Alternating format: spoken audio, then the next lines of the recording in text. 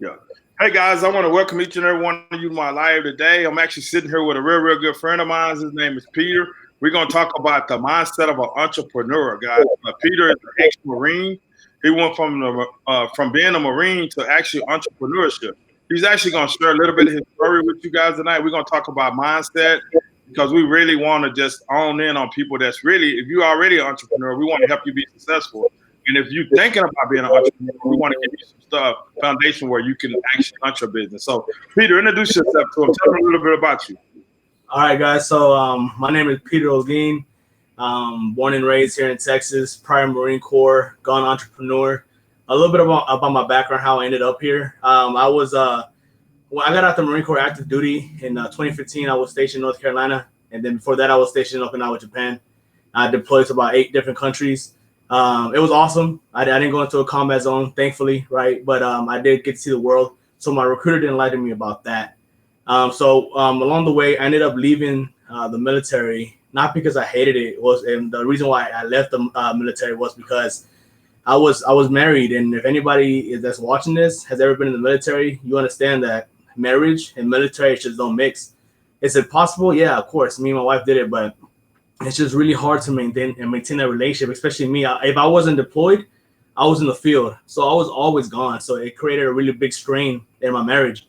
So I decided to make one of the hardest decisions I ever made in my life, which is I got out the Marine Corps. And when I got out, I found myself in this like zone of like lost. I was just lost. I didn't know what to do with my life, right? So the only thing I knew how to do was shoot a rifle. I'm an expert with a rifle, expert with a pistol, and I'm a good communicator. So I'm like, okay, well, let me be a cop. So that was my next step. You know, I was filling out all the applications that I could fill out. Dallas, please. I didn't care about the money. I've never been a big motive. Money never motivated me, to be honest. What motivated me more about was cause-driven things. You know, being a part of an organization, things like that. You know, but so I didn't care where I worked. I just wanted to start doing it. You know, and I was where I made my mistake. If my mom ever watches this, she'll get pissed off at me with what I'm about to say. But I made a lot of dumb mistakes as a teenager. One of those mistakes is I did drugs, right? And it wasn't marijuana; it was a bigger drug. And I don't have a criminal history, none of that stuff. But on my application, on my police application, I stated that I did that drug, and because of that, it disqualified me. And I'm pissed off. So I'm like, what the hell? It doesn't make sense. Well, I'm disqualified. I have multiple deployments. I have awards. I have some of my stuff behind me. You know what I mean? I was honest. I have no criminal record. Wouldn't they want somebody that's honest, that has integrity, that has a military background in the police force? You know, I passed every single test they gave me. And one thing that my mom told me that stuck with me to this day is it doesn't matter what plans you have for yourself. God has other plans for you, right? Absolutely. So I didn't think about that. During that time, I was also licensed to sell life insurance, which is what I do right now. And in that time frame, I jumped 3 companies, and I'm with the one I'm married to right now, and I haven't looked back. Well, the thing about the life insurance industry, where it stuck with me, was the way I service people. Because my dad passed away in 2015. That same year I got out the Marine Corps, my dad passed away. Wow. See, my eldest brother, he passed away when I was 3 years old. Then I have another brother that's been in jail since I was 8 years old, and it's just me. So when my dad passed away, I was left with the burden of burying him, and it cost me $15,000. I had to ask my family members for money, $20 here, $20 there, driving to Garland, Richardson, Arlington, all over the place. I didn't even know about GoFundMe page. I wasn't a big social media guy at the time, and it was hard. So when I started getting into life insurance, I was like, well, how this is a very important thing to do. And then I became a father in 2017. So then I'm like, well, shoot, if I pass away today, I want to make sure that my family's taken care of. So for me, in this industry as a whole, it's really important. The reason why I like it is because I know for a fact, everybody might not agree with me, but I know I have an impact on people's lives, and that's the reason why I do it. And that's pretty much my journey up until this point right here. Man, that's cool, Peter. I mean, that's really powerful, and I think I shared just my story with you a little bit too, man. You know, when I grew up, you know, going through school and stuff, I had like a learning disability. You know, I really struggled big time in school, man. You know, I I was lucky to graduate. So when I was, growing up and stuff, just getting out of school, I just figured I would get a job just doing construction or working on cars or something like that. You know what I'm saying? So I ended up being an electrician, and man, I did pretty good as being an electrician. But I always, I always wanted to own my own business. You know what I'm saying? Even growing up, because I was real good with my hands, I would have my friends' cars lined up around my house while I was working on them all the time and stuff. So, but it was like man, before I got into entrepreneurship, it was a Christmas. Everybody was at me and my wife's house, Lisa, her sisters, one of her sister boyfriend. They was talking about starting a business, doing something. I don't know what year that was, and I was laughing at them. And I said, yeah, we gonna own our own company. And my son was little then; he was a baby, maybe like one. I was like, we gonna own our own business. Me and him gonna be bending conduit. I told Lisa she was actually gonna get a excursion at the time and drive around the job sites and do all the paperwork. You know what I'm saying? But I actually, because my mindset I always been an entrepreneur. You know what I'm saying? Because and the reason I struggled because I struggled with I had dyslexia. You know what I'm saying? So back then they didn't even know.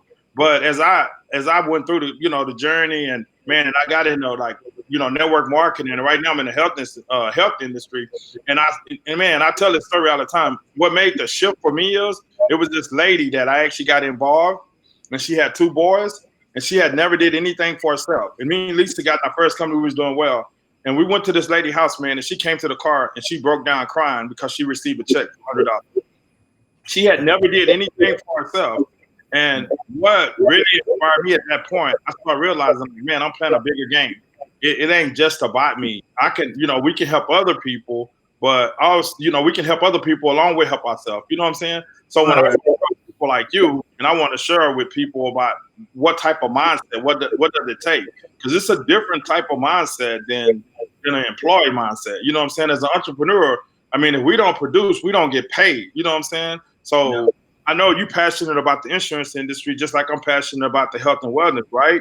So, what kind of knowledge can you get somebody about the mindset? What does it take? And especially like an ex-Marine, I know a lot of, I had some friends that was in the service and got out and got in our industry and did very well because it seemed like, people that's like military based, they can get, once they get focused on something, they just know how to attack it.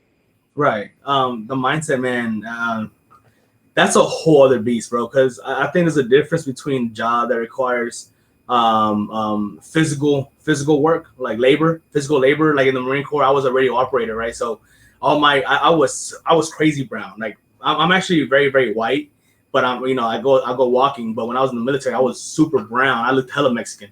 I am Mexican, by the way, so I can say that. Right. So, anyways,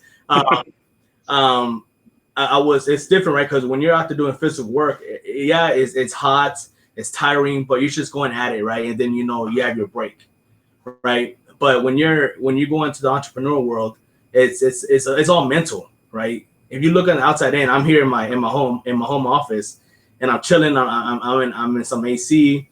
I'm relaxed. I'm sitting down. I have normal clothes on. It looks relaxing, but what people don't see is what's going on up here. And what goes on up here is the biggest killer of every entrepreneur that dies out eventually, right? So, and that's the thing that took me a while to realize, because I remember when I first started the door knocking game, and when I was in Aflac, we had to go door to door from business to business, and I hated it. I hated it. And the crazy thing is that it's not that I hated the walking. I hated the rejection. And it didn't make sense why I hated rejection so much, because somebody like me that has gone on multiple deployments, I've been in fist fights in the military, like it didn't make sense, right? It didn't make sense for somebody like a military individual to hate rejections. What people don't realize is that rejection can actually have a physical, emotion. You can have a physical emotion to it. And it sucks to feel that rejection. Your first thought is, well, if I approach this person, he's going to say no to me in a really messed up way. You know what I mean? And it took me a while before I had that shift. The mindset game in entrepreneurship is the main thing you have to beat. Because I know for me, right, I actually did very well, very fast in my company, the one I'm in right now. A main reason was, I had to think about why I wanted to do this. And when I figured out why I wanted to do it, I didn't really care more about how to do it. It's just a more of doing it. I knew that it was a numbers game. Even in marketing, it's always a numbers. Everything's a numbers game.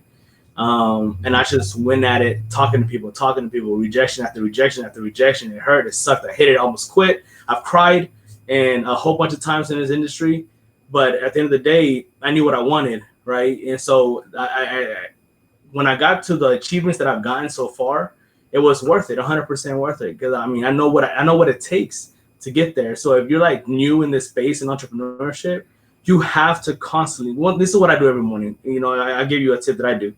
Every single morning, I get up and I get myself a cup of coffee. I use the restroom, and I listen after the restroom. Obviously, I listen to some motivational stuff. Motivational stuff is not going to keep you moving every single day. It won't. It'll help you keep excited for like an hour or so. But if you do it every day, you'll have a new habit, and you'll constantly be feeding your brain positive stuff, right? Because motivation is like showering, right? Eventually, if you shower once a week, you'll start stinking by the end of the week, right? So it's all, man, Zig Ziglar says this, right? You don't have to shower. You don't have to watch motivational stuff every day, but it's recommended daily. You know what I mean? And even on my Facebook, people I follow on Instagram, I constantly have to put more, positive stuff in my head. I try my hardest not to listen to all the craziness that's happening in the world right now in the news, because it doesn't help me. It doesn't fuel the right fire. Because my mind is my best asset. If I don't take care of that, then everything else falls apart. And it's very, very fragile game, entrepreneurship. It really is. Yeah, most definitely. Because I mean, we really truly got to guard what we put in here. Yeah. Because we put a lot of negative information and stuff in there, then we start kicking out negative. A lot of people go to my page all the time, and they used to see a lot of positive stuff, right? Like quotes and stuff like that, right? But they don't understand that I'm just like you, Peter. I always start the morning listening to some kind of motivational speech or something like that, right? Yeah. Les Brown, Jim Rome, just anything, you know what I'm saying? Even, Grant Cardone, anything to get me fired up and get me excited. But I know it's not going to last forever, because even as entrepreneurs, like you said, you cried, bro. I've cried too, struggling, trying to figure it out, but that's all part of the game. And I tell people, like, once they get into this game, it's a little different. It's rewarding big time, but you got to be willing to go through that journey. And a lot of times what I've learned, we were just talking earlier, you got to find a mentor. You truly got to find somebody that's already done it, and kind of grab onto them. Even if it's a mentor from distance, you just got to find somebody that's already done it, man, because otherwise it can be very, very hard. I actually got this book. I shared it with you a little bit. It's called Escape. And this guy right here is a real, real good book. And if you guys want to actually know a little bit where you can get this from, just message me, shoot me a message, and I'll make sure you get your hands on it. But anyway, he talks about entrepreneurship. He was actually going to school to be a doctor, but he always wanted to be an entrepreneur, so he quit going to school. And he's an Indian guy, and he says parents them criticized him big time. But once he started making millions of dollars, their whole attitude changed.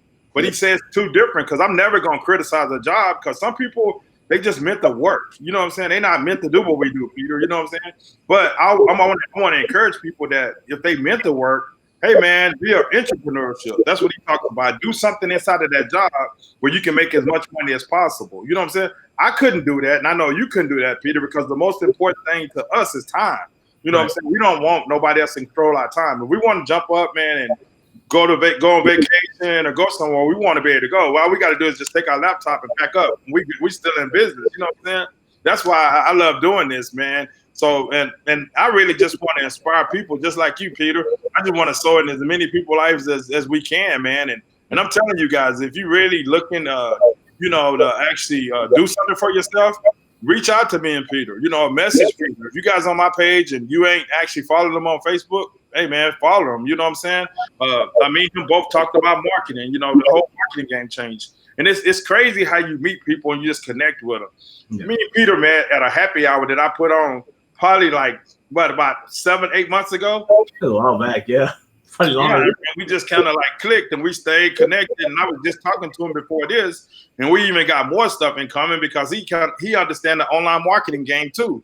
Because especially for us entrepreneurs, always got to adjust. When you agree, Peter, we always got to adjust the situations. Like right now, we can't go out and sit down and talk to people about what we do. You know what I'm saying? We got to do stuff like this, a bunch of Zooms and Facebook Lives. And even for myself from the growth point, Peter, until I did Ray Higgins' 14-day challenge, probably about almost a month ago, I never did videos. And the reason why I didn't really do videos, I was worried about what other people was going to think, right? But the whole thing of it is I know I had a message that can empower other people to go after their dreams.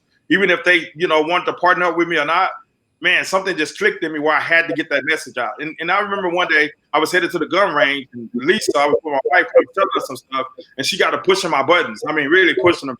I did not want to hear it. I kept trying to get her to change the subject, and she wouldn't, right? Yeah. But that was the moment that I understood, like, man, you know what? If I'm going to play, I got to play big. You know what I'm saying? I want to empower people. And that's why I reached out to, like you, Peter, because I went to your Facebook page. I started listening to your content, and I was like, man, this guy got some very good, knowledge and very good stuff that can really help some people. So, Peter, what would you close this out, man? What would you say to somebody that might be, they ain't sure, but they might be looking to get into entrepreneurship? Well, you gotta look, man. I never wanted to do entrepreneurship. I never wanted to go down this route ever in my life. I was perfectly satisfied being an employee at the time, living at a $40,000 income. I would have been cool, until I got into this world. So I guess my advice would be, if you're looking into getting into entrepreneurship, I would highly recommend network marketing, because in the financial services space, this is also a network marketing company as well. The reason why I say that, there's a lot of bad, I guess, network marketing sometimes gets a bad rep, and it's annoying, honestly, because people think a way to make money, and then you have to invest money to make money. Well, no shit. Of course you do, right? You start a restaurant. My mom has a tax office right now, and she's now bumped up 3 offices, and she has this big office that she's currently building right now. Do you think that was free? No, hell no. That was not free. It costs a lot of money. And most businesses cost a lot of money. The reason why I say network marketing to start off is because it's the lowest investing you can do to start a business right now.